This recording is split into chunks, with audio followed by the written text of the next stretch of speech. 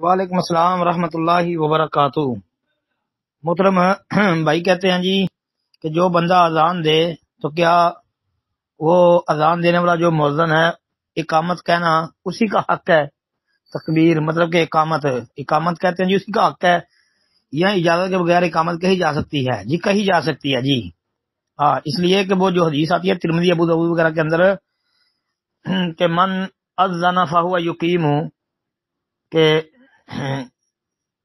جس نے اذان کہی وہی اقامت کہے گا، اس حوالے سے اور وہ ثابت نہیں ہے جی۔ عبد الرحمن بن زیاد جو ہے وہ اس میں ضعیف راوی ہے، جو ہے ابن انم الافریقی، یہ جو ہے نا یہ ضعیف ہے، تو اس لیے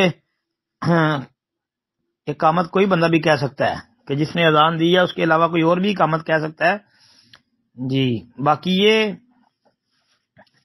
کہ لڑائی جھگڑے والا ماحول نہیں آپس میں بنا لینا چاہیے مسجدوں میں، جس طرح ہوتا ہے کہ بغیر اجازت کے کوئی بندہ اقامت کہہ لیتا ہے تو مؤذن صاحب لڑائی شروع کر دیتے ہیں، اور اس طرح کا ماحول آپس میں نہیں ہونا چاہیے، پیار محبت سے جو ہے وہ معاملات کرنے چاہیے۔